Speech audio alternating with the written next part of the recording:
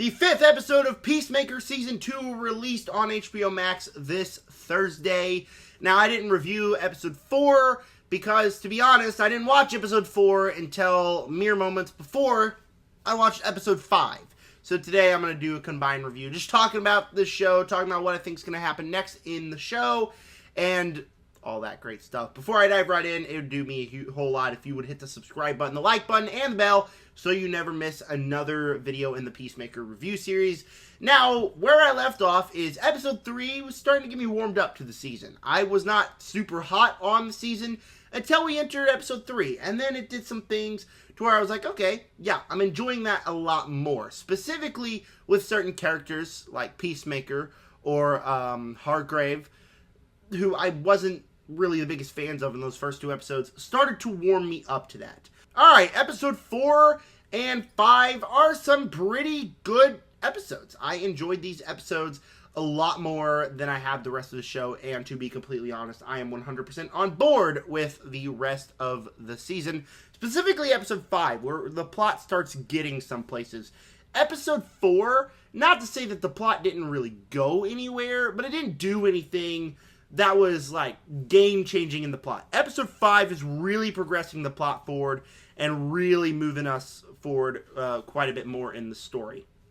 Episode 4 starts out with Peacemaker returning back to the universe, our main universe inside the DCU. At least I think that's what the main universe is. The universe where he was at with Season 1. Again, with a whole new universe.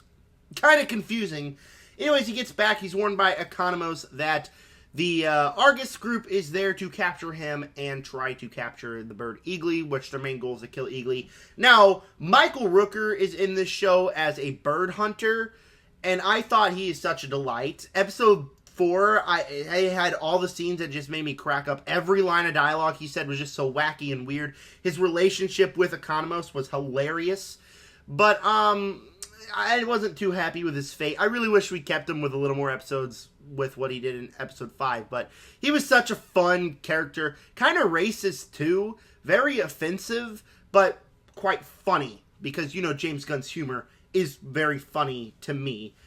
Not in the racist sense, but the fact that it's dark humor and he's not afraid to go balls to the walls with his humor. And it really shows with Michael Rooker's character. Also, they got Judo Master, the Argus group does, and Judo Master and Peacemaker have a fight. Now, I will say something. There's rarely been an action sequence in this season that I've really overall dug. I have not enjoyed the action sequences in episode 1, and so far, I don't know. It's hard to say because each action sequence to me feels overly cut, overly done. Whether it's the Peacemaker and Judo Master fight scene where, you know, you just have cut after cut after cut, like very hard to tell what's going on. You have a fight in episode 5 that was just cut to pieces. Now, there was a couple of cool action sequences. One particular where he's going through the building in episode 3 killing up the bad guys. Or, you know, where he fights Rick Flag, Frank Grillo, and that's a pretty brutal fight sequence. We'll talk about that here in the episode 5 thoughts.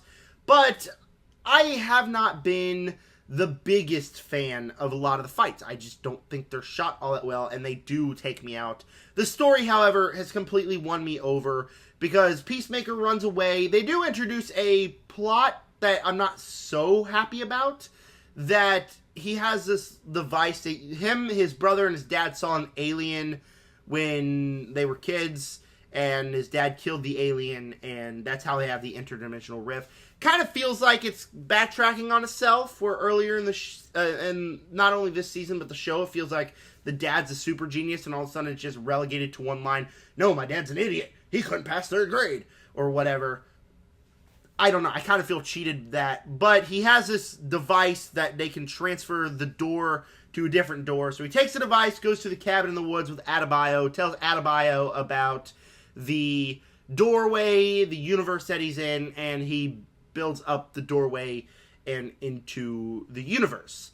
So then he decides he's going to get in contact with Harcourt, and he does. And the episode ends as Peacemaker is walking up to Harcourt, who Harcourt is now working with Rick Flag and Argus and it's about to be a whole sting operation. So episode 4, I really enjoyed. I'm almost being completely won over by the story, even though there was an action sequence that wasn't too good, and kind of plot devices just being introduced on itself. And that's kind of what it's like in episode 5 too, is just plot devices being kind of introduced in a really weird manner, where in episode 5, it just kind of makes up this excuse. Several excuses. Oh, you want to do that? Well, we can't do that anymore because we got this excuse. Oh, or wait, you wanted to do that? Well, we can't do that because of the excuse.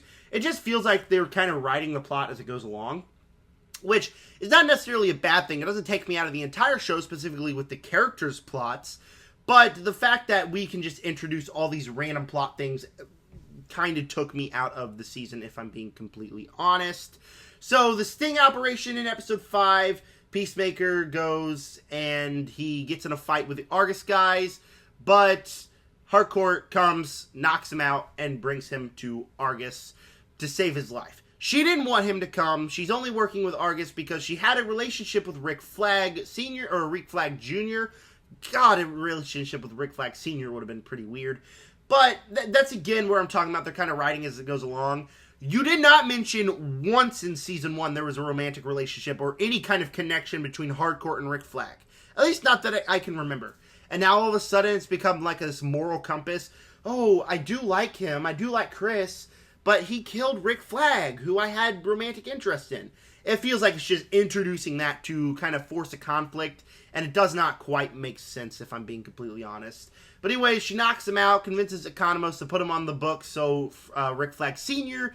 does not kill Peacemaker. This is where we have a brutal fight. It's just Chris refusing to fight back and Rick Flag beating into Chris. Because you feel the feels. Because, obviously Chris killed his son, and you're just watching a father beat the living tar out of the murderer of his son, while Chris is like, hey, I didn't want to do it, but there were orders here and whatever. So, really good scene. They do eventually have to let him go because Economos put him on the books. However, now, Economos, Adebayo, and Adrian, who, we're talking about Adrian here in a minute, they take him to the cabin in the woods where he has the interdimensional doorway. He convinces them, hey, I just need some alone time. And eventually he is going to leave this universe, shut down the door in the portal, and go to the universe where everything's perfect, where he's with Harcourt, his dad and brother are still alive.